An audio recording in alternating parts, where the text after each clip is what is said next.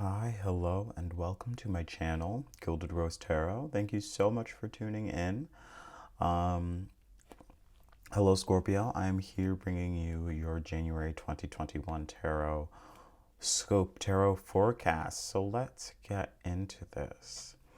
Um, just some overall messages that I'm seeing. It's going to be a very passively active month for you, if that makes sense. It seems as though that there is a need to act on something. There is a need to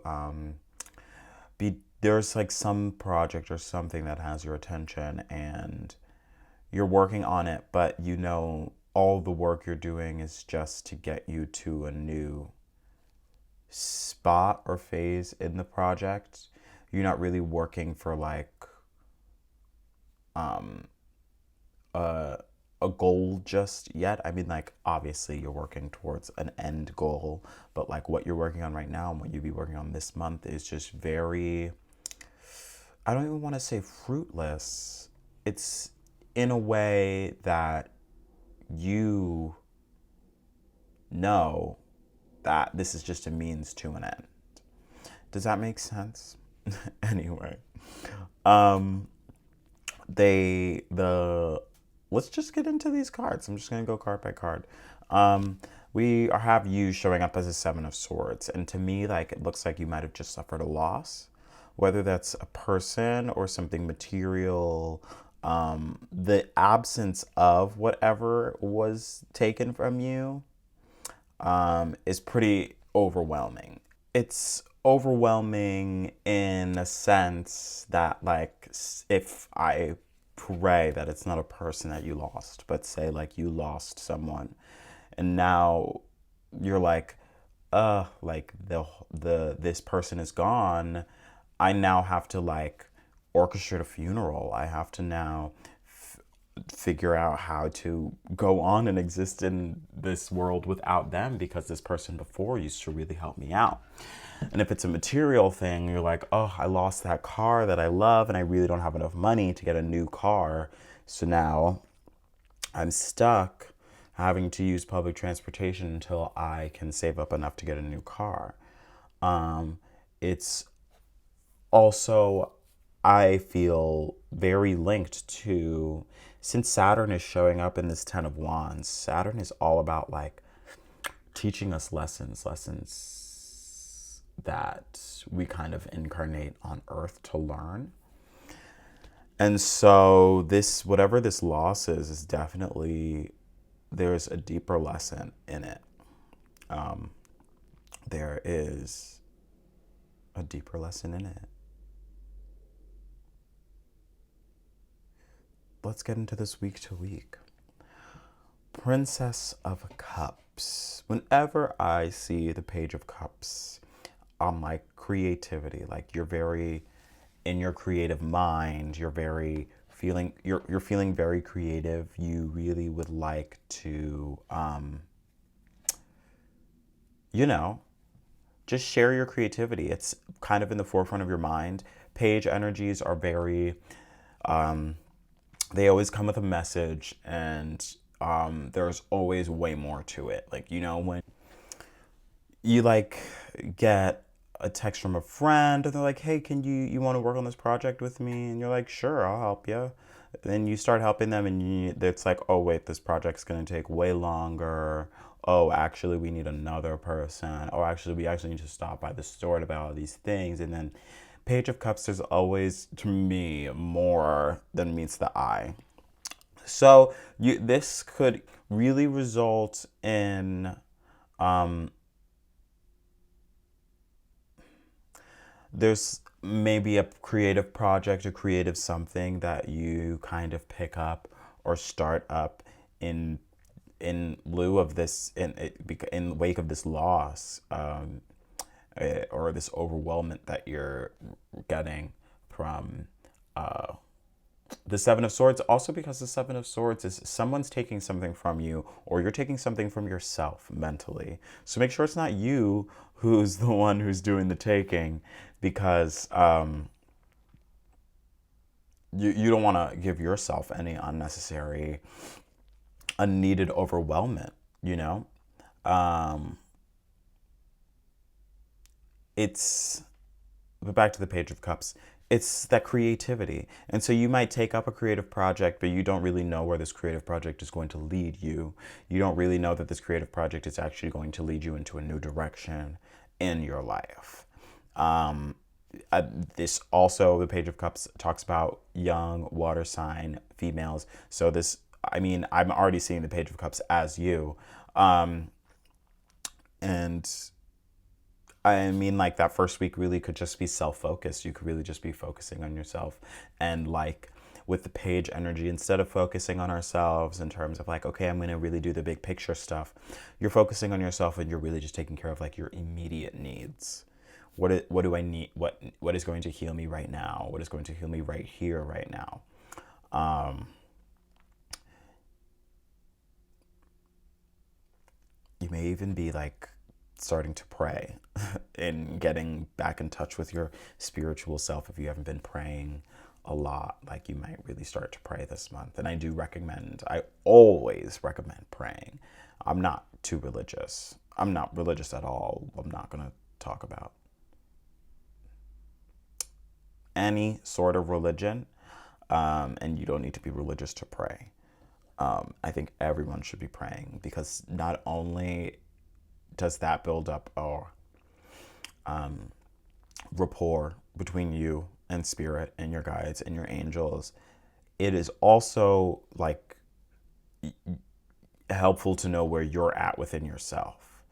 Yes, a lot of things, we think a lot of things all day, but like when we get down and we sit down to pray, the things that we talk about and the things that come out, you're like, oh, so this is how I really feel. Oh, this is what I really want. I always find through my prayers or through my meditations, through uh, just through you going to those places where you're kind of not, you're closing your eyes and you're going within. You're like, oh, actually, I want this. Oh, this is what I really want.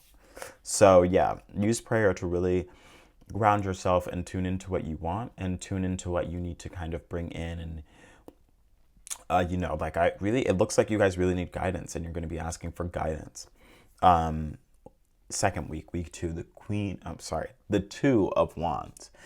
This is a fresh start.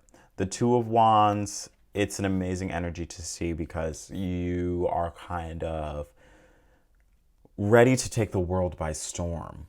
You are not hindered by what normally usually hinders you. So if that's your ideas of yourself, or your ideas of how people or things may react, you really don't care. You feel like the world is your oyster, and all you need to do is chart a course and a direction, and have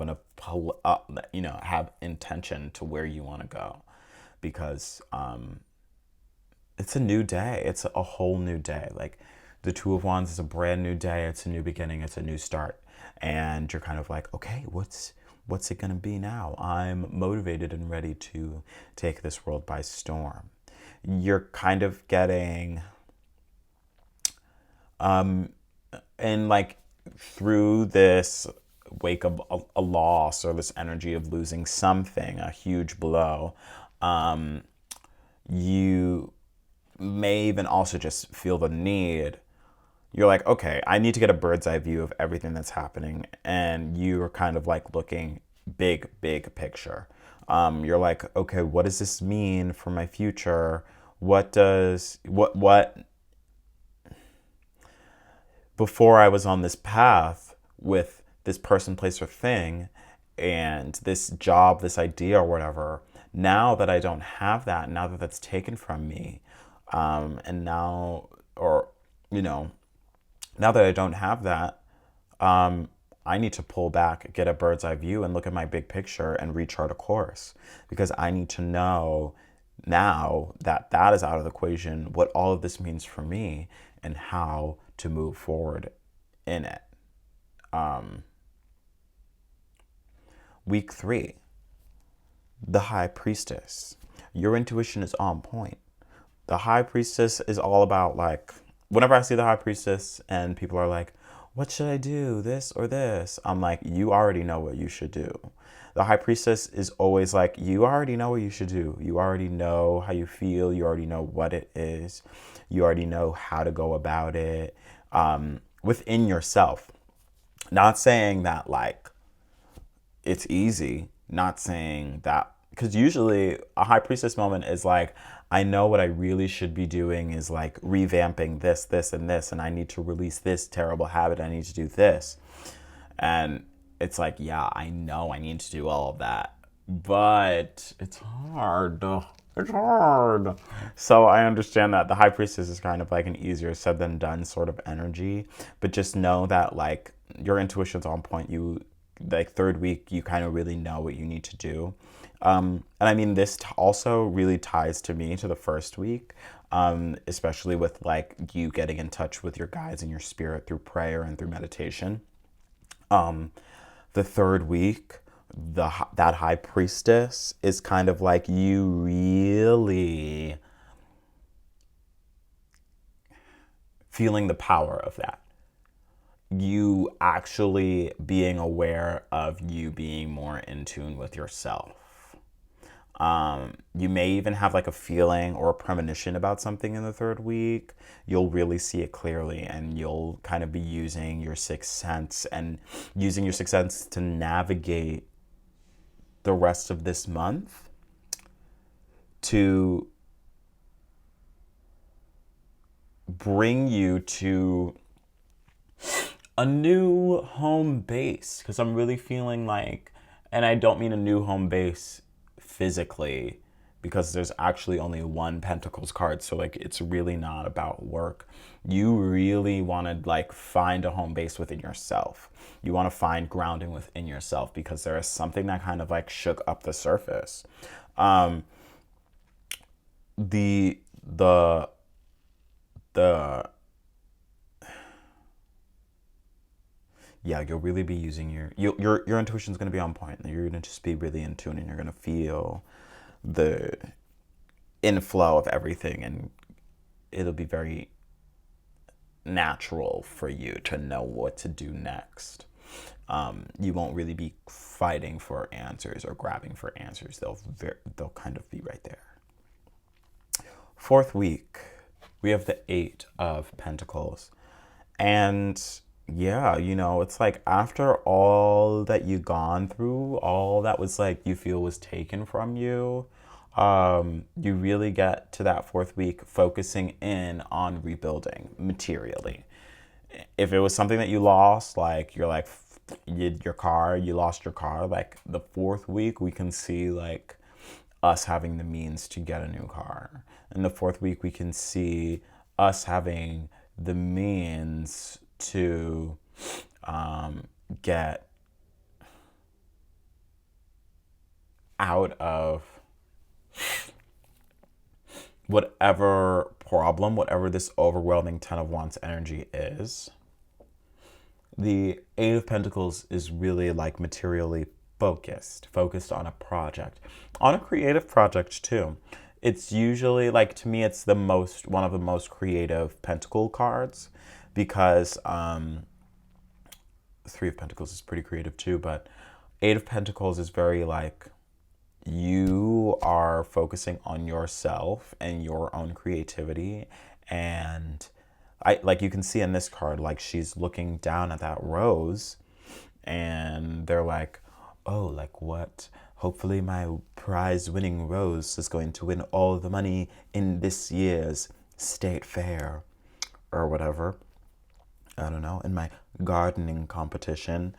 It's a creative focus on something that is going to bring you some money or bring you some material, elevate you materially, and also B, secure you. It's like nice to have a project to do. You know, like when you have literally nothing to do, like no work, no nothing for like an extended period of time, you will find something to do with your time. We as humans don't like to just sit idly for too long. We get bored. We want to do something. We always want to be creating and creative. So that fourth week really also could be like unearthing this new creative project that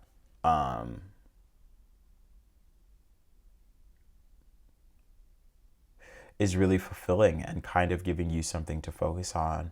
And in turn, will I'm seeing it's bearing more fruit than you think it's going to. Like your hyper focus on this creative project is going to lead you to somewhere else and something different. Um, the root energy is the Nine of Wands, and the Nine of Wands really is about taking stock.